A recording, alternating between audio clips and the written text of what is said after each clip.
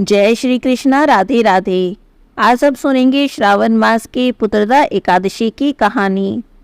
द्वापर युग के आरंभ में ही महिष्मती नाम की एक नगरी थी। उस नगरी में महाजीत नाम का एक राजा राज्य करता था।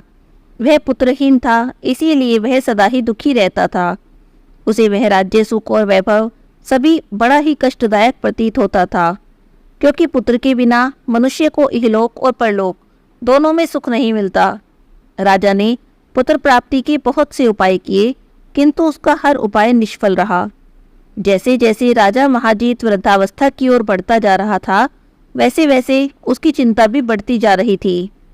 एक दिन राजा ने अपनी सभा को संबोधित करके कहा, ना तो मैंने अपने जीवन में कोई पाप किया है और ना ही अन्यायपूर्वक प्रजा से धन एकत्रित किया है, ना ही कभी प्रजा को कष्ट दिया है और ना कभी देवता और ब्राह्मणों का निरादर किया है।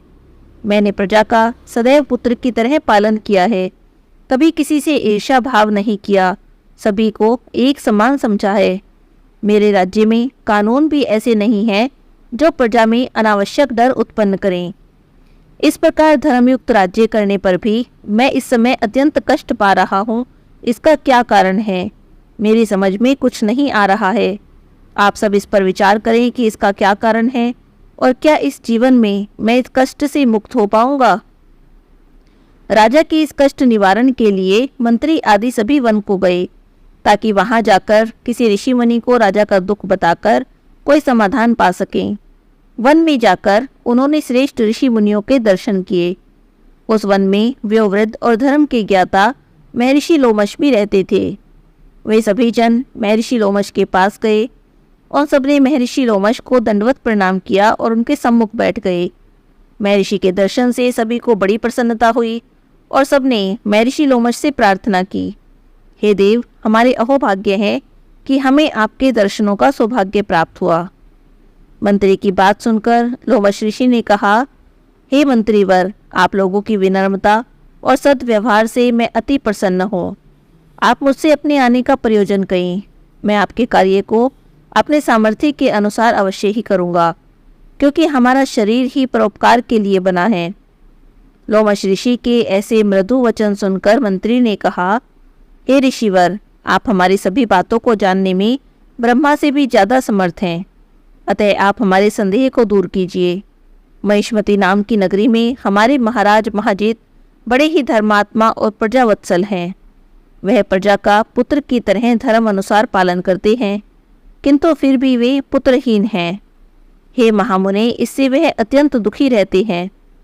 हम लोग उनकी प्रजा हैं, हम भी उनके दुख से दुखी हो रहे हैं, क्योंकि प्रजा का कर्तव्य है कि राजा के सुख में सुख माने और दुख में दुख माने।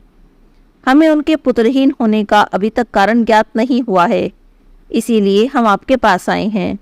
अब आपके दर्शन करके हमको पूर्ण विश्वास है कि हमारा दुख अवश्य ही दूर हो जाएगा, क्योंकि महान पुरुषों के दर्शन मात्र से ही कार्य की सिद्धि हो जाती है। अतः आप हमें बताने की कृपा करें कि किस विधान से हमारे राजा पुत्रवान हो सकते हैं। हे ऋषिवर, यह आपका हम पर और हमारे राज्य की प्रजा पर बड़ा ही उपकार होगा। ऐसी करुण प्रार्थना सुनकर लोमश ऋषि नेत्र बंद करके राजा के पूर्व जन्मों पर विचार करने लगे। कुछ पलों बाद उन्होंने विचार करके कहा, हे भद्रजनों, यह राजा पिछले जन्म में अत्यंत उद्दंड था और बुरे कर्म किया करता था। उस जन्म में यह एक गांव से दूसरे गांव में घूमा करता था। एक बार ज्येष्ठ मास के शुक्ल पक्ष की एकादशी के दिन की बात है। यह 2 दिन से भूखा था। दोपहर के समय एक जलाशय पर जल पीने गया। उस स्थान पर उस समय ब्याई हुई एक गाय जल पी रही थी। राजा ने उसको प्यासी ही भगा दिया और स्वयं जल पीने लगा। हे श्रेष्ठ पुरुषों, इसीलिए राजा को यह कष्ट भोगने पड़ रहे हैं। एकादशी के दिन भूखा रहने का फल हुआ कि इस जन्म में यह राजा है और प्यासी गाय को जलाशय से भगाने के कारण पुत्रहीन है। यह जान सभी सपासद प्रार्थना करने लगे, हे ऋषि श्रेष्ठ, शास्त्रों में ऐसा लिखा है कि पुण्य से पाप नष्ट हो जाते हैं। अतः कृपा करके आप हमें कोई ऐसा उपाय बताइए जिससे हमारे राजा के पूर्व जन्म के पाप नष्ट हो जाएं और उन्हें पुत्र रत्न की प्राप्ति हो। सभासदों की बात सुनकर लोमश ऋषि ने कहा, हे श्रेष्ठ पुरुषों, यदि तुम सब श्रावण मास के शुक्ल पक्ष की पुत्रदा एकादशी का व्रत और रात्रि जागरण करो और उस व्रत का फल राजा के निमित्त कर दो, तो तुम्हारे राजा के यहाँ पुत्र उत्पन्न होगा। राजा के सभी कष्टों का नाश हो जाएगा। इस उपाय को जानकर मंत्री सहित सभी ने महर्षि को कोटि कोटि धन्यवाद दिया और उनका आशीर्वाद लेकर अपने राज्य में लौट आए। तदुपरांत उन्होंने लोमश ऋषि की आज्ञा अनुसार पुत्रदा एकादशी का विधान पूर्वक उपवास किया और द्वादशी को उसका फल राजा को दे दिया। इस पुण्य के प्रभाव से रानी ने गर्भ धारण किया और 9 माह पश्चात एक अत्यंत तेजस्वी पुत्र को जन्म दिया।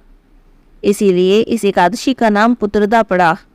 पुत्र की इच्छा रखने वाले मनुष्य को विधान पूर्वक श्रावण मास के शुक्ल पक्ष की एकादशी का व्रत करना चाहिए।